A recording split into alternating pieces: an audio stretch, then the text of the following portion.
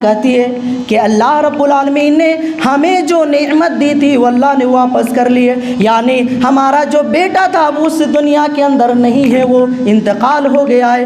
حضرت ابو طلحہ رضی اللہ تعالیٰ عنہ انا للہ و انا الیہ راجعون پڑھتے ہیں اور اللہ کے نبی صلی اللہ علیہ وسلم کو بتاتے ہیں، اور صحابہ کرام بیان فرماتے ہیں کہ اس وقت اللہ کے نبی صلی اللہ علیہ وسلم نے حضرت ابو طلحہ رضی اللہ تعالیٰ عنہ کو دعا دی، اور اس دعا کا نتیجہ یہ ہوا کہ حضرت ابو طلحہ اور ام سلیم سے 12 لڑکے پیدا ہوئے، اور اس کو 12 کے 12 عالم دین پیدا ہوئے، حافظ قرآن پیدا ہوئے۔ تو اللہ رب العالمین نے اسی وجہ سے عورت کے مقام و مرتبے کو بہت زیادہ بلند کیا۔ اور ہمارے والدین، ہماری ماؤں کو ایک اور چیز کرنی چاہیے، جب ہم اللہ کے سامنے سجدہ کریں، رکوع کریں، کسی بھی حالت میں اللہ سے دعا کریں، اپنے اولاد کے بارے میں دعا کریں، اللہ سے اولاد مانگیں تو نیک اولاد کی دعا کریں۔ اور نیک اولاد کی دعا کرنا کیوں ضروری ہے؟ آپ نے قربانی کے موسم میں حضرت ابراہیم علیہ السلام کا واقعہ سنا ہوگا۔ ابراہیم علیہ السلام کی عمر 84 سال ہو جاتی ہے، اولاد نہیں ہے، لیکن وہ اللہ سے 84 سال کی عمر میں کیا دعا کر رہے ہیں؟ رب حب لی من الصالحین، اے اللہ رب العالمین مجھے نیک اولاد عطا فرما۔ آج ہمارے معاشرے اور سماج کے اندر بہت سارے لوگ ایسے موجود ہیں، بہت ساری مائیں ایسی موجود ہیں، 2 سال 4 سال اگر بچے نہیں ہوتے تو وہ مزاروں پر جاتی ہے، اللہ سے دعائیں کرتی ہے کہ اللہ رب العالمین لیڑھا لولہا بدبخت بدماش جیسا بھی لڑکا ہو، جیسی بھی لڑکی ہو ہمیں دے دے۔ یہ دعا نہیں کرنی چاہیے۔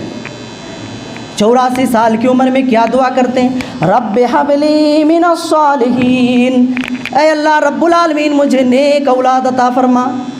اور اللہ رب العالمین نے کیا ہی بہترین بیٹا عطا کیا۔ حضرت اسماعیل علیہ السلام پیدا ہوتے ہیں، جب بڑے ہو جاتے ہیں، حضرت ابراہیم علیہ السلام نے اپنے بچے کی کیسی تربیت کی تھی کہ جب خواب دیکھتے ہیں اپنے بیٹے سے خواب بیان کر رہے ہیں، اے میرے بیٹے میں نے خواب دیکھا ہے کہ میں تم کو ذبح کر رہا ہوں۔ غور کریں، آج ہمارے معاشرے اور سماج کی حقیقت ہے کہ جب ہم اپنے بیٹے کو 1 گلاس پانی لانے کے لیے بولتے ہیں، وہ بیٹا 1 گلاس پانی لانے کو تیار نہیں، لیکن ابراہیم علیہ السلام نے وہ اپنے بیٹے کو کیسی تربیت کی تھی کہ کہتے ہیں اے میرے بیٹے میں نے خواب دیکھا ہے کہ میں تم کو ذبح کر رہا ہوں۔ اور وہ بیٹا بھی کتنا فرما بردار، کہتا ہے یا ابت افعل ما تؤمر ستجدنی ان شاء اللہ من الصابرین، اے میرے باپ وہ کام کر گزریے جس کا اللہ رب العالمین نے آپ کو حکم دیا ہے، انشاءاللہ آپ مجھے صبر کرنے والوں میں سے پائیں گے۔ تو ہمیں چاہیے کہ ہم ایسی تربیت کریں، اور جب اللہ سے دعا کریں کہ اللہ رب العالمین مجھے اولاد دے تو نیک اولاد کی دعا کریں۔ سعودی عرب کے اندر ایک اخبار کے اندر ایک واقعہ نقل ہوا، ایک واقعہ چھپا، آپ سنیے، اور ہمیں چاہیے کہ ہم جب بھی اللہ سے اولاد مانگیں نیک اولاد کی دعا کریں۔ خانہ کعبہ کے اندر ایک پولیس والا ایک واقعہ بیان فرماتا ہے، بیان کرتا ہے کہ ایک شخص ایک مرتبہ خانہ کعبہ کے سامنے آ کر اللہ سے دعا کر رہا تھا، اے اللہ رب العالمین میری شادی کو 20 سال ہو گئے، اولاد نہیں ہے، مجھے اولاد دے دے۔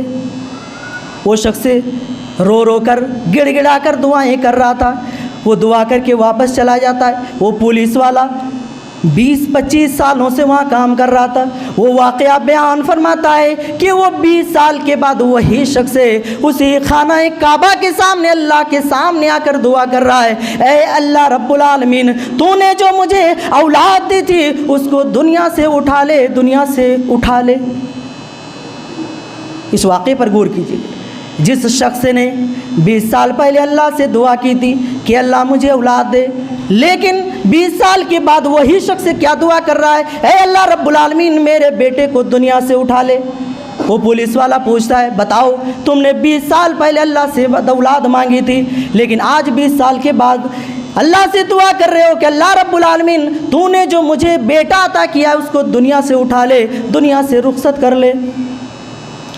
وہ شخص سے کہنے لگا मैंने 20 साल पहले अल्लाह रब्बुल आलमीन से दुआ की थी कि अल्लाह रब्बुल आलमीन मुझे औलाद दे, लेकिन मैंने ये दुआ नहीं की थी कि अल्लाह रब्बुल आलमीन मुझे नेक औलाद दे। अल्लाह रब्बुल आलमीन ने तो मुझे औलाद दी, लेकिन वो औलाद ज़िनाकार पैदा हो गए, वो औलाद, वो मेरा बेटा जुआखोर पैदा हो गया, शराबी पैदा हो गया, बदमाश पैदा हो गया। अब मेरे लिए वही बेटा मुसीबत बन चुका है। इसीलिए मैं अल्लाह से दुआ कर रहा हूँ कि अल्लाह रब्बुल आलमीन उसको दुनिया से उठा ले। तो हमारी माँओं और बहनों और हमें चाहिए कि हम अल्लाह से दुआ करें तो नेक औलाद की दुआ करें। एक माँ जब दुआ करती है तो बड़ी से बड़ी मुसीबत, परेशानी उसके बेटे से दूर हो सकती है। आपने इमाम बुखारी का नाम सुना होगा, मोहम्मद बिन इस्माइल। कुरान मजीद के बाद इस दुनिया के अंदर सबसे सही किताब है तो वो बुखारी शरीफ है। उसके लिखने वाले, हदीसों को जमा करने वाले कौन है? मोहम्मद बिन इस्माइल, जिनको इमाम बुखारी कहा जाता है। इमाम बुखारी की माँ अल्लाह से दुआ करती है कि अल्लाह रब्बुल आलमीन जब मुझे बेटा देना तो उसको आलिम दीन बनाना, हाफिज़ कुरान बनाना। बेटा पैदा हुआ, उनके वालिद गुजर गए। कुछ बड़े हुए तो अल्लाह का करना ऐसा हुआ कि उनकी आंखों से रोशनी चली गई। अल्लाह से क्या दुआ की थी कि अल्लाह बेटा अता फरमाना और वो भी आलिम दीन उसको बनाना। लेकिन कुछ बड़े होने के बाद, चंद सालों के बाद उस बेटे की रोशनी चली जाती। इमाम बुखारी की माँ रात के अंधेरे में अल्लाह रब्बुल आलमीन के सजदे में गिरकर, रुकू में गिरकर अल्लाह से रो रो कर दुआएं कर रही है। ऐ अल्लाह रब्बुल आलमीन, तूने जो मुझे बेटा अता फरमाया था, मैंने दुआ की थी कि मेरा बेटा आलिम दीन बन जाए, हाफिज़ कुरान बन जाए, लेकिन उसकी आंखों से रोशनी चली गई है। अब मेरा बेटा हाफिज़ कुरान, आलिम दीन कैसे बनेगा? रात को दुआ कर रही है, रो रो कर रात को दुआ कर रही है कि अल्लाह रब्बुल आलमीन मेरे बेटे की बेनाई आंखों में रोशनी वापस कर दे। माँ ने दुआ की, अल्लाह रब्बुल आलमीन ने कबूल कर ली। रात को वो ख्वाब देखती है, एक नेक आदमी आता है कि अल्लाह रब्बुल आलमीन ने तुम्हारे बेटे की आंखों से रोशनी वापस कर दी है, तुम्हारे बेटे की आंखों में रोशनी वापस कर दी है। और एक रिवायत में आता है कि वो हज़रत इब्राहीम अलैहिस्सलाम ख्वाब में आते हैं कि ऐ नेक औरत, अल्लाह रब्बुल आलमीन ने तुम्हारे बेटे के आंखों के अंदर रोशनी दे दी है। सुबह फजर में जागती है, क्या देखती है कि अल्लाह रब्बुल आलमीन ने इमाम बुखारी के आँखों में रोशनी वापस कर दी है। और गौर करें उस माँ की दुआ में कितना ज़्यादा असर था। आँखों में रोशनी वापस आ जाती है और इतनी बड़ी हदीस की किताब लिख देते जो कुरान के बाद सबसे सही है किताब मौजूद है। और एक दूसरी रिवायत में आता है कि इमाम बुखारी ने एक और किताब लिखी जो सिर्फ़ और सिर्फ चाँद की रोशनी में उन्होंने लिख डाला। हम तो चाँद की रोशनी में क्या करते हैं, बैठते हैं, थोड़ी दूर पर कोई शख्स खड़ा हो उसको देख नहीं पाते हैं, लेकिन उस माँ ने दुआ की और उसकी दुआ ऐसे कबूल हुई कि इमाम बुखारी ने रात की चांदनी में, चांदनी जो हम देखते हैं कि चांदनी रात में 14-15वीं तारीख को चांदनी रात होती है, उसकी रोशनी में उन्होंने एक पूरी किताब लिख डाली। तो ये है माँ की दुआ का नतीजा। माँ की दुआ पर बहुत ज़्यादा असर होता है। आज हमारे माशरे और समाज के अंदर हम और आप देखते हैं कि अगर किसी घर के अंदर 5 बेटे मौजूद हैं, बूढ़ी माँ है, तमाम बेटे, सारे बेटे मिलकर बैठक करते हैं, कहाँ? लोगों के सामने। और उसमें क्या बातें होती है? वो चारों बेटे ये फैसला करते हैं कि जो 3 बड़े बेटे हैं उन्होंने तो बहुत दिनों तक अपनी माँ को रखा, अपने बाप को रखा, अब छोटे बेटे की जिम्मेदारी कि अपने माँ बाप को रखे, अपनी माँ को रखे। باقاعدہ ہمارے معاشرے اور سماج کے اندر بیٹھک ہوتی ہے، تھانے تک چلے جاتے ہیں، سارے بھائی لڑتے ہیں کہ ہم اپنے ماں باپ کو میں نہیں رکھوں گا، فلاں کرا میں نہیں رکھوں گا، فلاں رکھے گا۔ میرے بھائیو دوستو، سعودی عرب کے اندر اخبار کے اندر ایک عجیب واقعہ پیش آتا ہے جو ہمارے معاشرے اور سماج کے الٹا ہے۔ وہ ہم لڑتے ہیں کہ ماں باپ کو فلاں رکھے گا، فلاں رکھے گا، لیکن سعودی عرب کے اندر عدالت کے اندر ایک عجیب واقعہ آیا۔ دو بھائیوں نے کیس کر دیا، ایک دوسرے پر کیس کر دیا۔ وجہ کیا تھی؟ چھوٹے بھائی نے کیس کیا بڑے بھائی پر۔ وہ چھوٹا بھائی عدالت کے اندر جج سے یہ کہہ رہا ہے، اے جج، میرا بڑا بھائی جس نے میری ماں کو 20 سال تک رکھا، کیا وہ اکیلا میری ماں کی خدمت کر کے جنت میں چلا جائے گا؟ جبکہ میرے پاس میری ماں نہیں موجود نہیں ہے، وہ اکیلا جنت کے اندر چلا جائے گا اور میں جنت سے محروم رہ جاؤں گا۔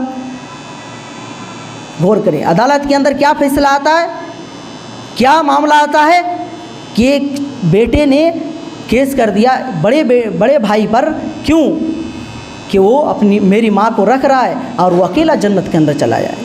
جج نے فیصلہ کر دیا کہ 1 مہینے ایک بیٹا اپنی ماں کو اپنے پاس رکھے گا، دوسرا بیٹا 1 مہینے تک اپنی ماں کو اپنے پاس رکھے گا۔ لیکن آج ہمارے معاشرے اور سماج کے اندر بالکل اس کا الٹا ہو رہا ہے۔ آج ہم آپس میں لڑتے ہیں، جھگڑتے ہیں، کیس مقدمہ تک ہوتا ہے کہ ہم اپنے والدین کو نہیں رکھیں گے۔ اس دنیا کا سب سے خوش نصیب انسان وہی ہے جو بوڑھے والدین کو، بوڑھے ماں باپ کو ان کے مجبوری لاچاری کے وقت اپنے پاس رکھے۔ ہمارے معاشرے اور سماج کے اندر یہ بھی ایک حقیقت بات ہے کہ جب ماں باپ نوجوان رہتے ہیں، جوان رہتے ہیں، کمانے کے لائق رہتے ہیں تو سارے بیٹے اپنے پاس رکھنے کے لیے لڑتے ہیں، جھگڑتے ہیں، لیکن وہی بوڑھے ماں باپ بوڑھے ہو جاتے ہیں، لاچار ہو جاتے ہیں، بیماری آ جاتی ہے تو اس وقت کوئی بھی بیٹا رکھنے کے لیے تیار نہیں ہوتا ہے۔ تو ہمارے زندگی کے اندر اگر اللہ رب العالمین نے ماں باپ کو زندہ رکھا ہے تو یہ ہمارے لیے خوش نصیبی کی بات ہے۔ ہمیں اس ماں باپ کے ذریعے سے جنت حاصل کرنا چاہیے۔ کہنے کی بہت ساری باتیں ہیں، یہی سے میں اپنی باتوں کو ختم کرتا ہوں۔ اللہ سے دعا کرتا ہوں کہ اللہ رب العالمین ہمارے معاشرے اور سماج کے اندر جتنے بھی بوڑھے ماں باپ موجود ہیں ان کو اچھی زندگی عطا فرما، اور ہم تمام مسلمانوں کو ان کی خدمت کر کے جنت حاصل کرنے کی توفیق عطا فرما، آمین۔ بارک اللہ لنا ولکم فی القرآن العظیم ونفعنا ایاکم بالآیات ذکر الحکیم، انہ کان جواد الملک الرؤوف الرحیم۔